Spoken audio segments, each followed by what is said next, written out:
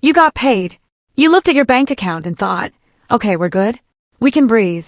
And then 3 days later, you check again. And the money is just gone. No big splurge. No vacation. No designer bags. It just evaporated. And you're sitting there like, where did it go? If that's you, first, you are not alone. And second, you're in the right place. Because today we are breaking down exactly why this keeps happening, the sneaky reasons nobody talks about, and a simple system you can put in place starting this week to stop the bleeding. I'm Josephine, and this channel is built for people like us, the first ones in our families to navigate all of this with no roadmap and no safety net. So let's get into it. Okay, so first, let's talk about why this keeps happening. And I want to be real with you, it's usually not what people think. Most financial advice will tell you you're spending too much on coffee, or you're eating out too much. And listen, those things can add up, but they are not the reason your paycheck is disappearing. That's like blaming a dripping faucet for a flood. The real reasons are bigger, quieter, and a lot more sneaky. Let me walk you through them. Reason number 1, you don't have a spending plan, you have a spending hope. There's a difference between knowing how much you make and knowing where it goes. Most of us know the first number. Very few of us know the second. Without a written plan, not a mental plan, a written plan, your money defaults to the path of least resistance. Subscription renewals, convenience purchases, the little yes that add up to one big no at the end of the month. Reason number 2, invisible subscriptions are eating you alive. Quick question. How many subscriptions are coming out of your account right now? Netflix, Hulu, Spotify, that gym you haven't been to since February, the app you downloaded once in 2022. Studies show the average American underestimates their monthly subscription spending by almost 80%. 80. That's not a rounding error. That's a whole bill you forgot about. Reason number 3, you're carrying everyone else's financial weight. And this one is for my first-gen people specifically. Because a lot of us are dealing with something called the black tax, or the immigrant tax, or whatever name your family calls it, the expectation that when you're doing okay for everyone. Sending money home, covering a bill for a sibling, co-signing a loan. These are real costs that most budgeting advice completely ignores, and they can quietly consume 10, 20, even 30% of your income.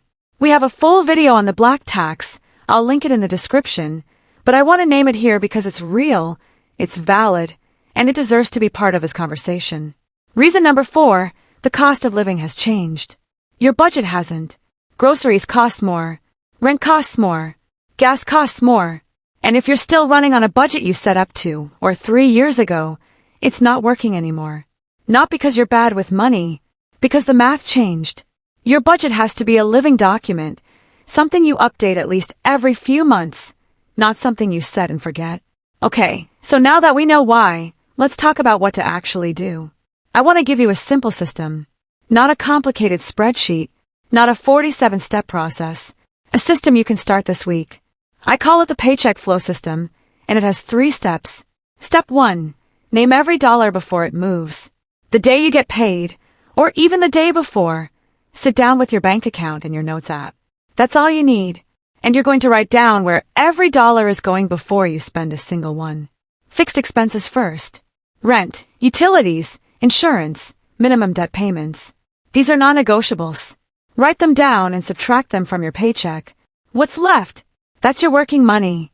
And from there, you're going to split it using what I call the 50-30-20 flex rule. The 50-30-20 flex rule. 50% needs, groceries, transport, bills already covered above. 30% wants, eating out, entertainment, personal spending. 20% future you, savings, investing, debt payoff above the minimum. Note, if you're supporting family financially, adjust the percentages, but keep future you protected. Now, I know some of you are watching this thinking, girl, 20% for savings? I can barely cover my bills. And I hear you. Start with 5%, then 10%. The habit matters more than the amount right now. Step 2, do a subscription audit, right now, seriously. Pull up your bank statement from last month. Go line by line. Every recurring charge, I want you to ask, do I still use this? Do I even remember signing up for this? And if the answer is no to either, cancel it today. I did this exercise last year and found a fitness app one hadn't opened since 2021. Just quietly charging me every month. $12, $48, over $100 a year. Gone. You might find $20, you might find $100, you might find more. Whatever it is, that money goes to future you starting next month. Step 3. Build a buffer, the forgotten emergency. Here's the real reason paychecks disappear that no one talks about. Irregular expenses. Your car registration. Your annual renter's insurance. Your dentist copay. These are not emergencies, they happen every single year. But we treat them like surprises. The fix is a buffer fund, separate from your emergency fund. Add up all your annual irregular expenses, divide by 12, and set that amount aside every month. When the bill comes, the money is already there. This one change will make your finances feel completely different. I promise. Step 4. The mindset piece. I want to take a second here because I think this part gets skipped a lot in finance content. And I think it's the most important part. If you grew up in a household where money was always tight, where payday was a relief but it never quite stretched far enough, you might have what some financial therapists call a scarcity mindset. And it is not a character flaw. It is a survival adaptation. When your nervous system has been trained to equate having money with it being about to disappear, the instinct is to spend it before it's gone. Unconsciously. Automatically. That's not laziness. That's your brain doing what it learned to do. Recognizing that pattern is the first step to changing it. You are not bad with money. You are someone who never got the instructions. And that's exactly what we're here to fix, together. Alright, let's bring it home. Here's your homework this week. 3 things. You ready? 1. Write down your paycheck flow before your next payday, on paper or in your notes app. 2. Pull up last month's bank statement and cancel at least one subscription you don't use. 3. Calculate your irregular annual expenses and divide by 12. Start setting that aside monthly. 3 things. Small steps. But compounded over time, they change everything. If this video helped you, drop a comment below and tell me, what's the one thing you found in your budget that you didn't expect? I read every single comment, and I want to know. Subscribe if you haven't already. I post every week for us. And I'll see you in the next one.